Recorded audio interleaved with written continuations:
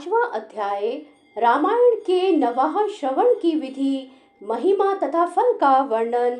सूची कहते हैं, रामायण का यह महामात्य सुनकर मुनीश्वर संत कुमार बहुत प्रसन्न हुए। उन्होंने मुनि श्रेष्ठ नारद जी से पुनः जिज्ञासा की। संत कुमार बोले, मुनीश्वर, आपने रामायण का महामात्य कहा, अब मैं उसकी विधि सुनना चाहता हूँ। महाभाग मुने, आप तत्वार्थ ज्ञान में कुशल हैं, अतः अत्यंत कृपा पूर्वक इस विषय को यथार्थ रूप से बताएं। नारद जी ने कहा, महर्षियों, तुम लोग एकाग्र चित्त होकर रामायण की वह विधि सुनो जो संपूर्ण लोकों में विख्यात है। वह स्वर्ग तथा मोक्ष संपत्ति की वृद्धि करने वाली है। मैं रामायण कथा श्रवण का विधान बता रहा हूँ, तुम सब लोग उसे सुनो। रामायण कथा का अनुष्ठान करने वाले वक्ता एवं श्रोता को भक्ति भाव से भावित होकर उस विधान का पालन करना चाहिए। उस विधि का पालन करने से करोड़ों पाप नष्ट हो जाते हैं। चैत्र, माघ तथा कार्तिक मास के शुक्ल पक्ष की पंचमी तिथि को कथा आरंभ करनी चाहिए। पहले स्वस्ति वाचन करके फिर यह संकल्प करें कि हम 9 दिनों तक रामायण की अमृतमयी कथा सुनेंगे। फिर भगवान से प्रार्थना करें, श्री राम, आज से प्रतिदिन मैं आपकी अमृतमयी कथा सुनूंगा। यह आपके कृपा प्रसाद से परिपूर्ण हो। नित्य प्रति अपामार्ग की शाखा से दंत शुद्धि करके राम भक्ति में तत्पर हो। विधि पूर्वक स्नान करें।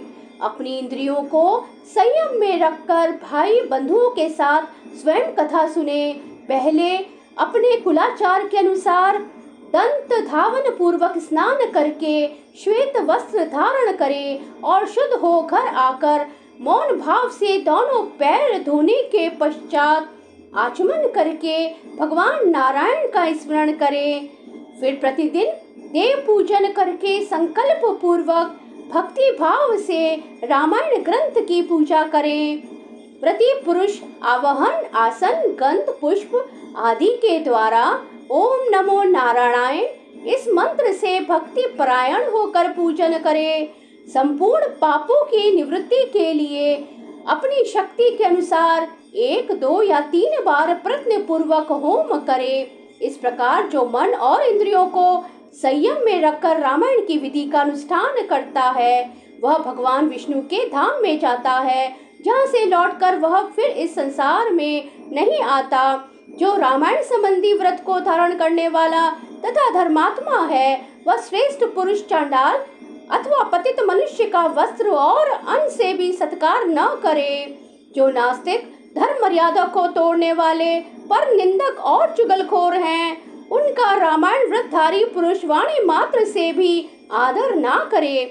जो पति के जीवित रहते ही पर पुरुष के समागम से माता द्वारा उत्पन्न किया गया जाता है, उस जारज पुत्र को कुंड कहते हैं। ऐसे कुंड के यहाँ जो भोजन करता है, जो गीत गाकर जीविका चलाता है, देवता पर चढ़ी हुई वस्तु का उपभोग करने वाले मनुष्य का अन्न खाता है, वैद है, लोगों की मिथ्या प्रशंसा में कविता लिखता है, देवताओं तथा ब्राह्मणों का विरोध करता है, पराये अन्न का लोभी है और पर स्त्री में आसक्त रहता है, ऐसे मनुष्य का भी रामायण व्रती पुरुष वाणी मात्र से भी आदर ना करे। इस प्रकार दोषों से दूर एवं शुद्ध होकर जितेंद्रिय एवं सबके हित में तत्पर रहते हुए जो रामायण का आश्रय लेता है, वह परम सिद्धि को प्राप्त होता है।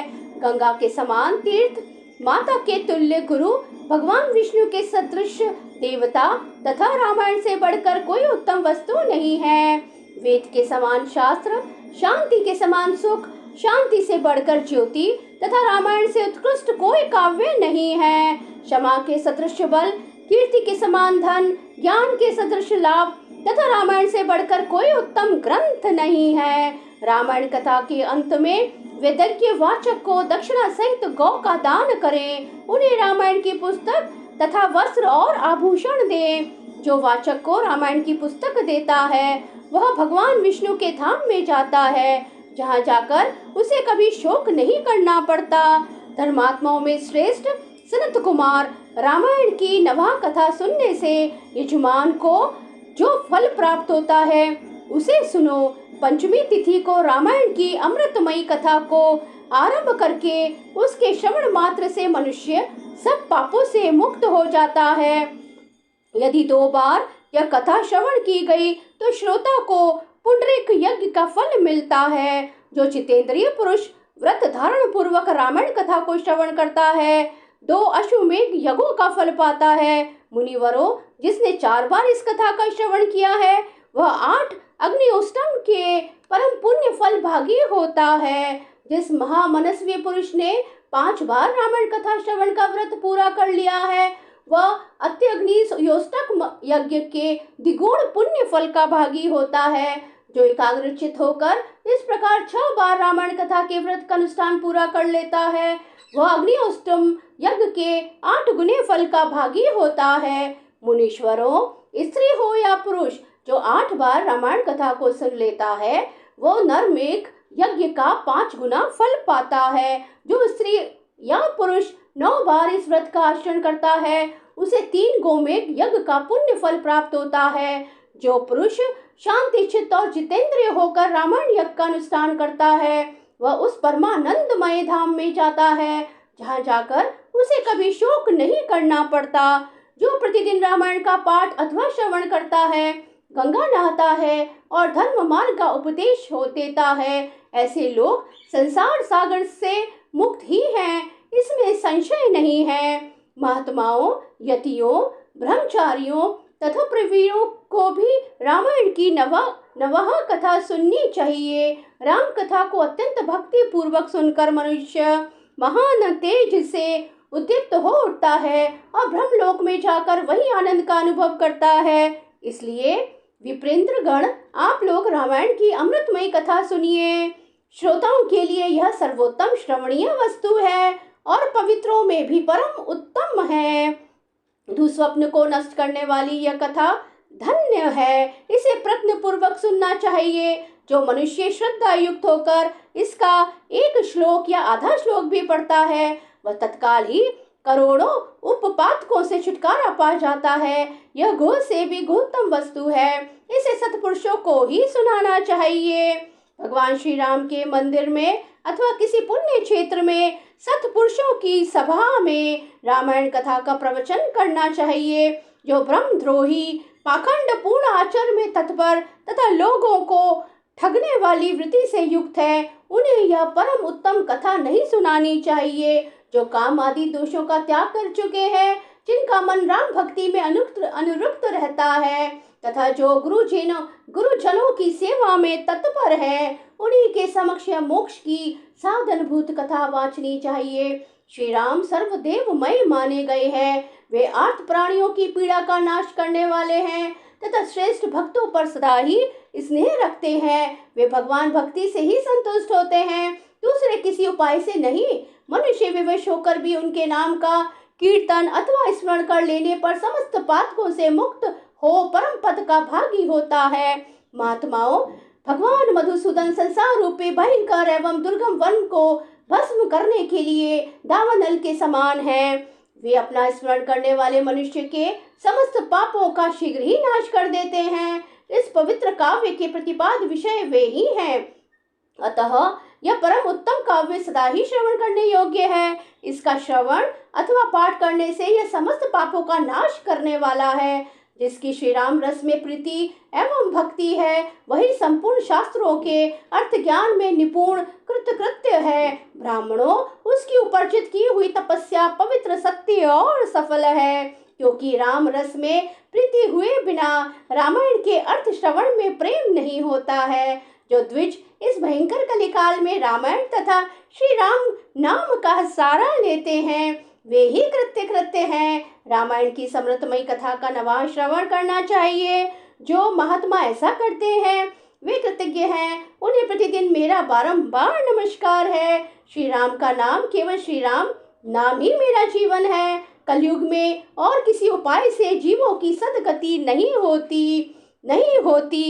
नहीं होती। सूची कहते हैं, महात्मा नारद जी के द्वारा इस प्रकार ज्ञानोपदेश पाकर सनत कुमार जी को तत्काल ही परमानंद की प्राप्ति हो गई। अतः विप्रवरों, तुम सब लोग रामायण की अमृतमयी कथा सुनो। रामायण को 9 दिनों में ही सुनना चाहिए। ऐसा करने वाला समस्त पापों से मुक्त हो जाता है। द्विजतमो, इस महान काव्य को सुनकर जो वाचक की पूजा करता है, उस पर लक्ष्मी सहित भगवान विष्णु प्रसन्न होते हैं।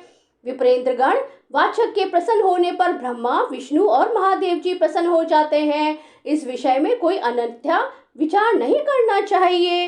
रामायण के वाचकों अपने वैभव के अनुसार गौ, वस्त्र, सुवर्ण तथा रामायण की पुस्तक आदि वस्तुएं देनी चाहिए। उस दान का पुण्य फल बता रहा हूँ, आप लोग एकाग्रचित होकर सुने। उस दाता को ग्रह तथा भूत बेताल आदि कभी बाधा नहीं पहुंचाते। श्री रामचरित्र का श्रवण करने पर श्रोता के संपूर्ण श्रेय की वृद्धि होती है। उसे न तो अग्नि की बाधा प्राप्त होती है और न चोर आदि का भय ही।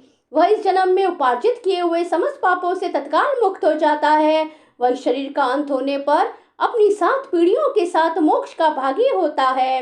पूर्व काल में सनत कुमार मुनि के भक्ति पूर्वक पूछने पर नारद जी ने उनसे जो कुछ कहा था, वह सब मैंने आप लोगों को बता दिया। रामायण आदि काव्य है। यह संपूर्ण वेदार्थों की सम्मति के अनुकूल है। इसके द्वारा समस्त पापों का निवारण हो जाता है। यह पुण्यमय काव्य संपूर्ण दुखों का विनाशक तथा समस्त पुण्य और यज्ञों का फल देने वाला है। जो विद्वान इसके एक या आधे श्लोक का भी पाठ करते हैं, उन्हें कभी पापों का बंधन नहीं प्राप्त होता। श्री राम को समर्पित किया हुआ यह पुण्य काव्य संपूर्ण कामनाओं को देने वाला है। जो लोग भक्ति पूर्वक इसे सुनते और समझते हैं, इनको प्राप्त होने वाले पुण्य फल का वर्णन सुनो। वे लोग 100 जन्मों में उपार्जित किए हुए पापों से तत्काल मुक्त हो अपनी हजारों पीढ़ियों के साथ परम पद को प्राप्त होते हैं। जो प्रतिदिन श्री राम का कीर्तन सुनते हैं, उनके लिए तीर्थ सेवन, गोदान, तपस्या तथा यज्ञों की क्या आवश्यकता है। चैत्र माघ और कार्तिक में रामायण की अमृतमयी कथा का नभा पारायण सुनना चाहिए। रामायण श्री रामचंद्र जी की प्रसन्नता प्राप्त कराने वाला, श्री राम भक्ति को बढ़ाने वाला, समस्त पापों का विनाशक तथा सभी संपत्तियों की वृद्धि करने वाला है। जो एकाग्रचित होकर रामायण को सुनता अथवा पढ़ता है, वह सब पापों से मुक्त हो भगवान विष्णु के लोक में जाता है। इस प्रकार श्री स्कंद पुराण के उत्तरखंड में श्री नारद सनत कुमार संवाद के अंतर्गत रामायण महामात्य के प्रसंग में फल का वर्णन नामक 5वां अध्याय पूरा हुआ।